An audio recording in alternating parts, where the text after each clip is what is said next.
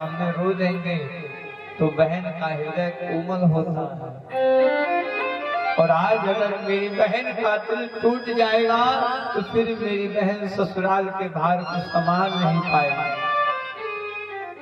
विदाई के समय में सब लोग रो देते हैं, लेकिन भाई एक ऐसा होता है जो बहन के सामने रोने वाला नहीं है। भाई को भी बहन की याद आती है।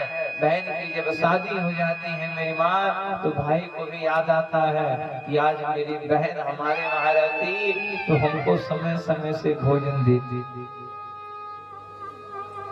माई बाप अगर इस संसार में सबसे पवित्र रिश्ता है तो इस संसार में सबसे पवित्र भाई और बहन का रिश्ता है।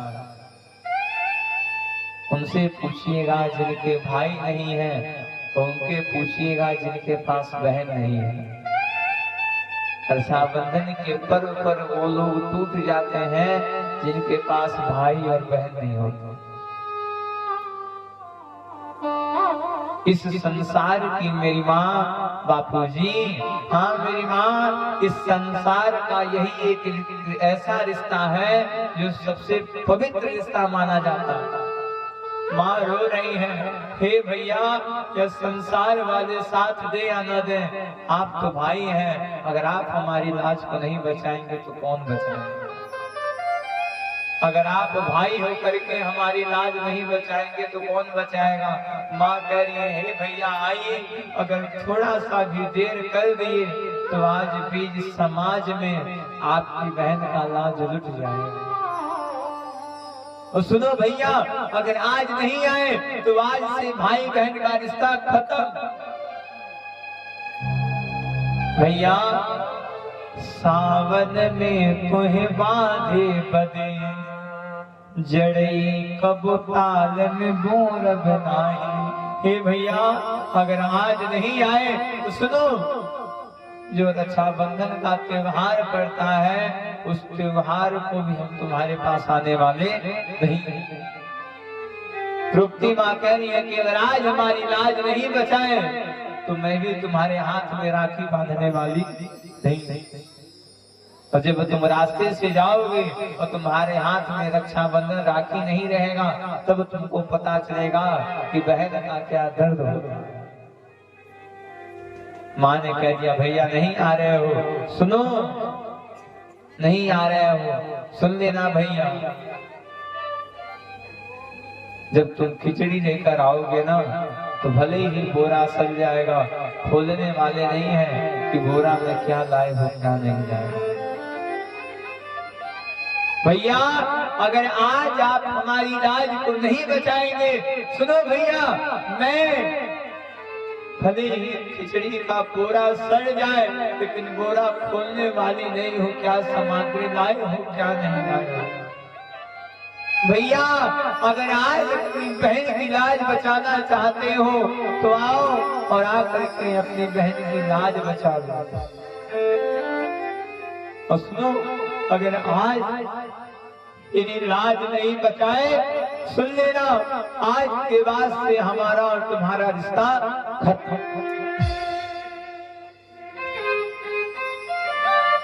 आव कन्हैया आव मुरारी, हे कन्हैया आओ, हे मुरारी आओ। अरे मैं बुला रही हूँ कन्हैया, अरे तुम्हारी बहन बुला रही है, अरे आओ कन्हैया। भगवान बैठे हैं, माँ रो रो के बुला रही है, सुनो, अरे लोग, अरे यह समाज क्या कहेगा। अरे लोग कहेंगे देखो द्वारकाधीश की बहन थी और एक साड़ी की नहीं मिला, एक साड़ी की वजह से उनका लाज चढ़ गया। समाज वाले क्या कहेंगे कि देखो द्वारकाधीश की बहन थी, द्वारिकाधीश थे लेकिन अपनी बहन की लाज बचा नहीं पाए। ए भैया क्या फायदा द्वारिकाधीश बनने से, क्या फायदा राजा बनने से जो तुम अपनी बहन की लाज नहीं बचा पा रहे हो। क्या फायदा तुमको राजा बनने से जो आज अपनी बहन की लाज नहीं बचा पा रहे हो। क्या फायदा आपकी पैसा कमाने से जिस पैसा को खाने वाला कोई बच्चे नहीं है। जिस बच्चे जिस पैसे को खाने के लिए आपके घर में कोई औलाद नहीं है तो क्या फायदा मेहनत करके पैसा कमाने से।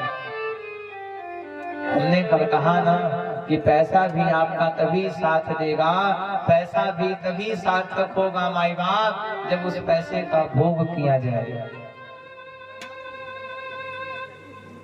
मां लगी कहने हे द्वारिकाधीश लोग क्या कहेंगे, सुनो लोग कहेंगे कि सुनो जब द्वारिकाधीश अपनी बहन की लाज नहीं बचा पाया तो समाज का लाज क्या बचाएगा। हे भैया आज तुमको हमारी लाज बचाने के लिए आना पड़े। मां लगी बुलाने आजा रे आजा रे आजा रे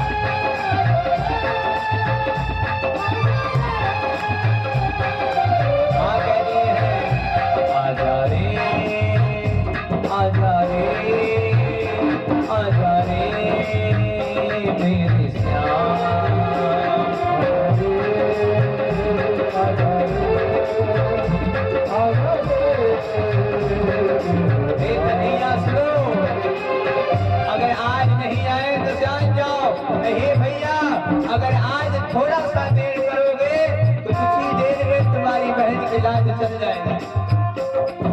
भैया अगर थोड़ा सा भी देर करोगे, अगर देर हो गई भैया अगर देर हो गया, अगर देर हो गया तो तुम्हारी बहन की लाज चल जाएगी। अगर देर हो गया, देर ना हो जाए कहीं देर ना हो जाए,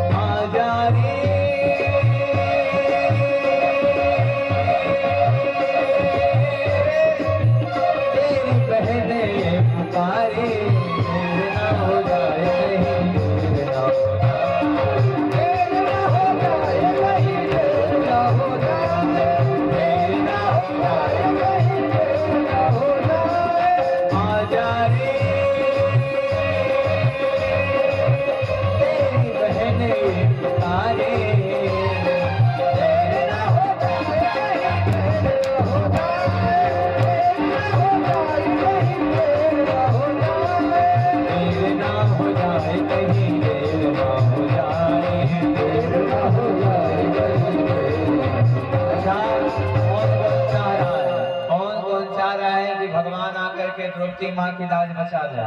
प्रभात दिखाइए कौन कौन चाह रहा है कि भगवान आके लाज बचाए।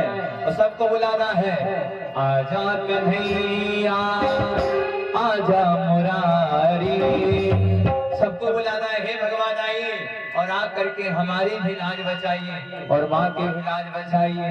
आजा कन्हैया आजा मुरारी तुमको तुम्हारी बहन है बुलाती। आजा मुरारी तुमको तुम्हारी बहन है बुलाती। आजा रे आजा रे आजा रे मेरे साथ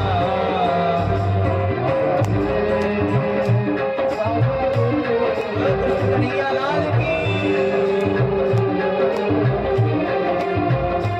आजा रे आजा रे आजा रे मेरे साथ।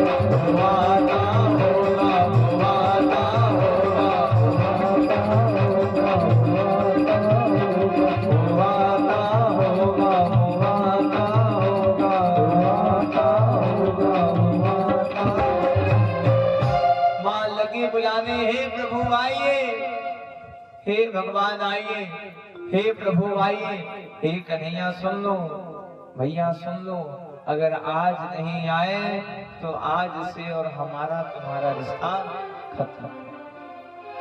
भगवान ने जैसे बहन का पुकार सुना, भगवान तुरंत उठ गए और लगे भगने, चलो चलते हैं, अगर एक क्षण भी देरी किए तो हमारी बहन की लाज मिट जाएगी,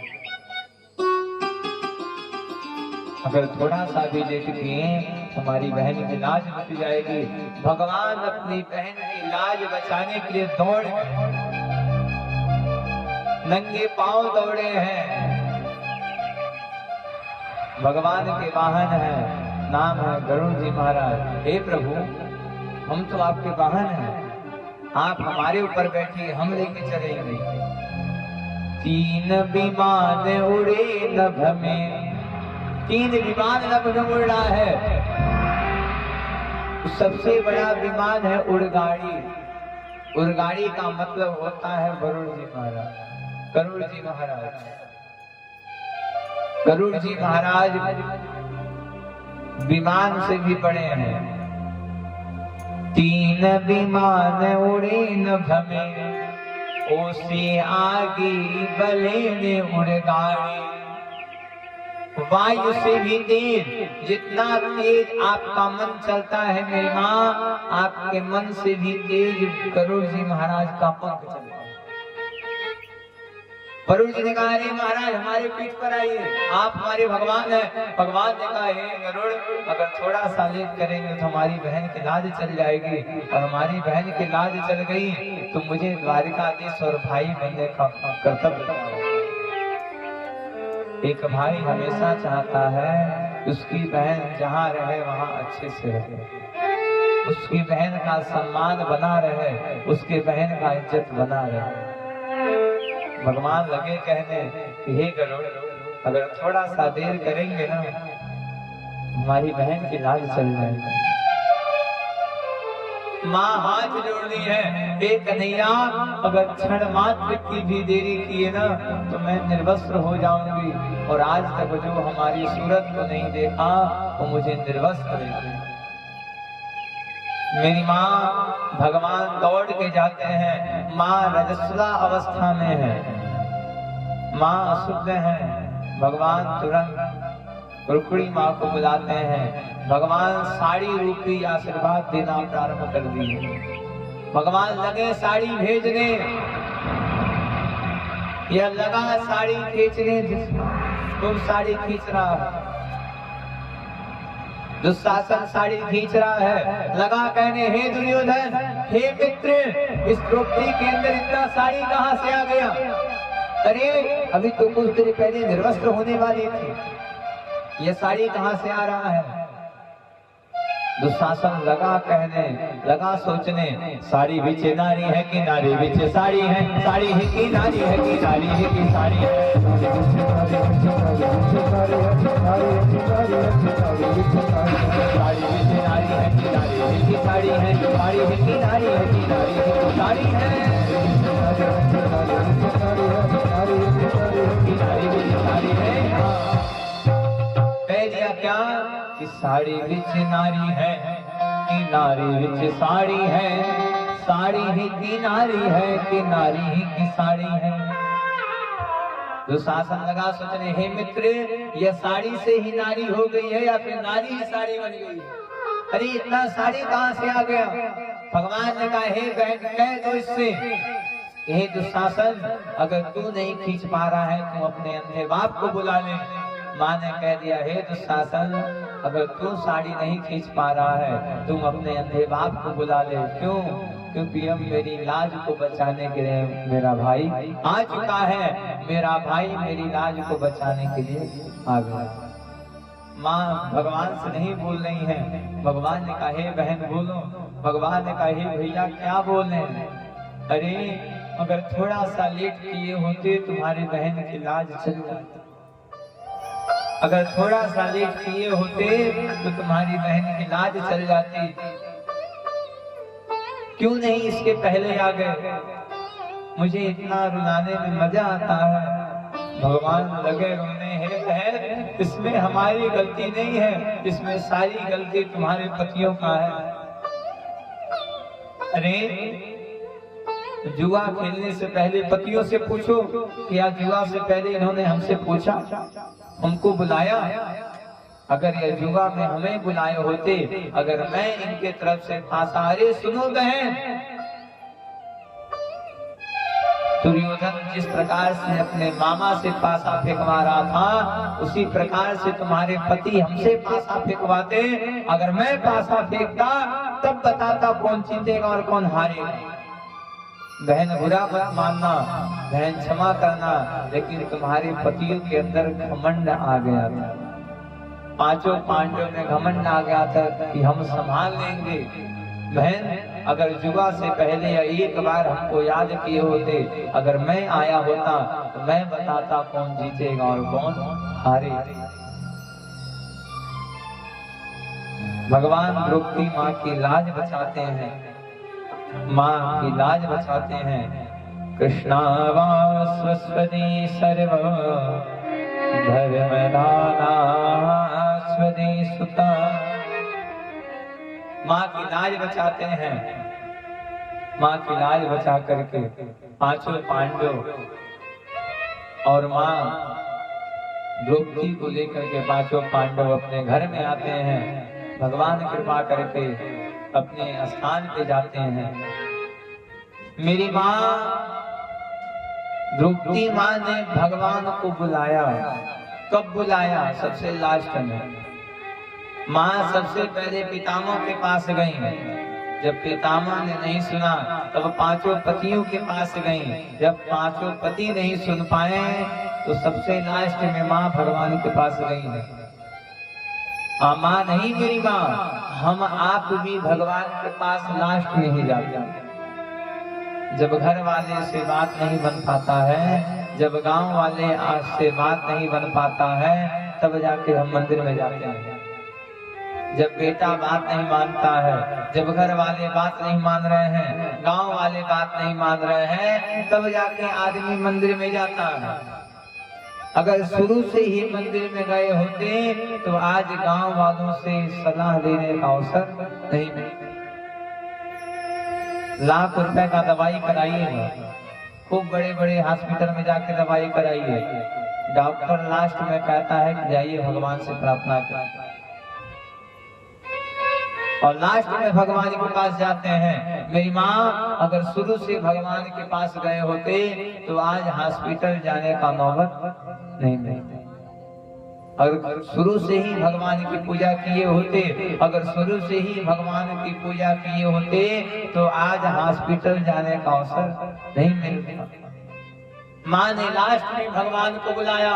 भगवान कहते हैं तुम लास्ट में बुलाओ या शुरू से बुलाओ, अगर एक बार सच्चे मन से बुला लिए तो मैं तुम्हारी रक्षा के लिए आऊंगा जरूर। मेरी माँ भगवान भक्त के प्रेम को देखते हैं। माँ ने प्रेम से बुलाया और भगवान आकर के द्रौपदी माँ की लाज को बचा लिया। बोलो भक्त वत्सल भगवान की जय, कृष्ण कन्हैया लाल की जय, भागवत भगवान की जय, धपैनी महारानी की जय। गजब के गाँव कहते हैं ढपैनी महारानी के लोग कहते हैं जय।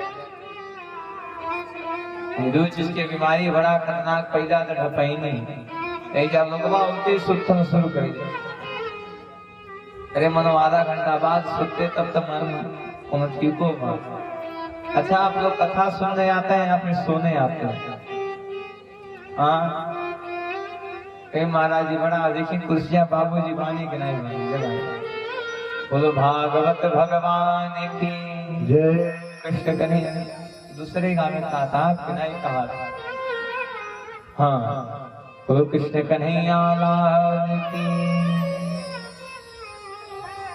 भगवान द्रौपदी माँ पे कृपा करते हैं, द्रौपदी माँ की लाज को बचाते हैं। महाभारत का युद्ध चल रहा है, कौरवों के सारे सैनिक आपस में लड़ के मर जाते हैं। इधर जो दुर्योधन है, इसके सारे सैनिक मर गए हैं। एक दिन इनकी जो माँ गांधारी है, यह पुत्र दुर्योधन को बुलाती है, दुर्योधन आओ, मैं पतिव्रता नारी हूं। सुनो दुर्योधन, मुझे जैसे ही पता चला कि तुम्हारे पिता यानी कि हमारे पति अंधे हैं, हम उसी समय से अपने आंख पर पट्टी बांध दी। और सुनो, मेरे अंदर एक ऐसी शक्ति है, अगर उस शक्ति से हम तुमको देख ले तो तुम्हारा सारा शरीर वज्र का बन जाएगा, और एक बार तुम्हारा शरीर वज्र का हो गया तो फिर इस संसार में कोई भी ऐसा नहीं है जो तुमको मार सके, कोई नहीं मार पाएगा। दुर्योधन ने कहा, माँ क्या करना पड़ेगा? सुनो, कल ठीक सुबह समय में प्रातः कालीन की बेला में तुम निर्वस्त्र होकर के, बिना किसी कपड़े को पहने हुए नंग होकर के हमारे पास आओ। भगवान लगे सोचने कि कहीं दुर्योधन निर्वस्त्र होकर चल गया और कहीं अगर यह गांधारी अपनी दृष्टि से इन्हें देखनी तो इनका शरीर वज्र का हो जाएगा, और एक बार दुर्योधन का शरीर वज्र का हो गया तो फिर संसार में इसे कोई मारने वाला भी नहीं है। दुर्योधन निर्वस्त्र होकर के, नंग होकर के, नंगा होके चल गया। रास्ते में भगवान आ गए, अरे मित्र, अरे नंगे होकर के कहाँ जा रहे हो? निर्वस्त्र होकर के कहाँ जा रहे हो? कह दिया, मित्र क्षमा करिए, हमारी माँ हमको बुला रही है और हम अपनी माँ से मिलने के लिए जा रहे हैं। भगवान ने कहा, मित्र क्षमा करो, अरे जवान पुत्र हो और माँ के पास निर्वस्त्र हो जा रहे हो, थोड़ा तो आज शर्म करो, थोड़ा तो कपड़ा उपड़ा पहन लो। निर्वस्त्र होकर क्यों जा रहे हो अपने माँ के पास? कह दिया, आप नहीं जानेंगे, माँ ने विशेष कार्य से बुलाया है। भगवान ने कहा, चाहो निर्वस्त्र जाओ, लेकिन अपने गुप्तांगों को तो ढक लो। ये जो तुम्हारे गुप्तांग हैं, तुम अपने गुप्तांगों को तो ढक लो। दुर्योधन तुरंत बगल में केले के वृक्ष से खूब बड़ा केले का पत्ता काटता है और अपने जंघे को ढक देता है। महल में पहुंच गया, माँ कह रहे, हे पुत्र, निर्वस्त्र आए हो? पुत्र ने कह दिया, हाँ माँ, मैं निर्वस्त्र आया हूँ। माँ आंख की पट्टी खोलती है। माँ की दृष्टि दुर्योधन के जिस अंग पे पड़ा वो सारा अंग वज्र का बन गया। माँ ने कहा, यह जंगा क्यों ढके हो? दुर्योधन ने कहा, हे माँ, एक पुत्र की भी इज्जत होती है कि अपने माँ के सामने निर्वस्त्र कैसे जाए। जवान लड़के का भी नियम है कि अपने माँ के पास निर्वस्त्र कैसे जाएगा, माँ कैसे आ सकता हूँ। इधर वज्र माँ शरीर लेकर के दुर्योधन आ चुका है। भगवान आकर के अर्जुन से कह रही है, सुनो, दुर्योधन का सारा शरीर वज्र का हो गया है, अब दुर्योधन मरने वाला नहीं है, मरेगा तो भीम भैया के गदा के प्रहार से ही मरेगा। और सुनो, मारना कहाँ है? भीम भैया से कहना कि दुर्योधन के जंघे पे प्रभास करें, दुर्योधन के जंघे पर प्रहार करें, उसका जंघा टूटा मानो दुर्योधन मरे। भीम भैया आते हैं, दुर्योधन युद्ध करने के लिए आता है। भीम भैया गदा लेकर आते हैं और दुर्योधन के जंघा पे देव गोविंदाय नमो नमः, दुर्योधन के जंघे पे गदा से प्रहार करते हैं। दुर्योधन का जंघा टूट गया। लगा रोने, बचाओ बचाओ। दुर्योधन अपनी मौत को बुला रहा है कि बड़ा दर्द हो रहा है, बड़ा पीड़ा हो रहा है, मौत आए और आकर के हमको लेकर के चली जाए। इधर धृतराष्ट्र भी पांचों पांडवों के वहां रहना प्रयास कर दिए। विदुर जी महाराज आकर के धृतराष्ट्र को कहते हैं, धृतराष्ट्र तू कैसा है? जिस पांचों पांडवों को तू मारना चाहता था, आज उसी पांचों पांडवों के टुकड़ों पे पल रहा है। इन्हीं पांचों पांडवों को तुम मारने का प्रयास करते थे और आज समय देखो, आज तुम यहीं वहां बैठ करके भोजन कर रहे हो। अरे कुछ तो शर्म लाज करो, छोड़ो, छोड़ करके चलो। धृतराष्ट्र जो है वो पांचों पांडवों को गांधारी मैया के साथ छोड़ करके गांधारी मैया को लेते हैं, लेकर के वन में चले जाते हैं, भगवान का भजन करना शुरू कर देते हैं। इधर दुर्योधन के एक मित्र हैं, सर्वं मित्र देवीनाम स्वस्थामा सुता। भगवान दुर्योधन जी जो है, दुर्योधनम वासुदेवीनाम साजना सुता। दुर्योधन जो है, दुर्योधन का एक मित्र है जिसका नाम है अश्वत्थामा। अश्वत्थामा आ गया, मित्र बताओ तुम्हारा यह हाल किसने किया? मित्र तुम्हारी आखिरी इच्छा हो तो बता दो। मित्र तुम्हारी क्या इच्छा है? दुर्योधन ने कह दिया, मित्र हमारी एक ही इच्छा है, मित्र पांचों पांडवों का सिर काट के ला के दे दो, हमारी इच्छा पूर्ण हो। मेरी माँ, जो व्यक्ति जीवन भर गलती किया है वो बुढ़ापा में सही काम करने वाला नहीं। जो जवानी में यहाँ का बात वहाँ, वहाँ का बात यहाँ लगाया है, वो बुढ़ापा में भगवान का भजन करेगा। जो जवानी में खाली झूठा झूठा कही देगा, बुढ़ापा में भगवान के भजन नहीं करे, पुजाई कि कैसे कैसे करेगा। जो जवानी में गलत कर्म किया है वो बुढ़ापा में भी गलत काम करेगा, सही काम करने वाला नहीं। अच्छा, दुर्योधन चाहता तो कह देता कि प्रभु का दर्शन हो जाए, अब क्या चाहिए, लेकिन गलत है, दुष्ट है, मरने का समय आ गया है, मरते मरते नहीं कह रहा है कि पांचों पांडवों का सिर मिल जाएगा तो धन्य हो जाए।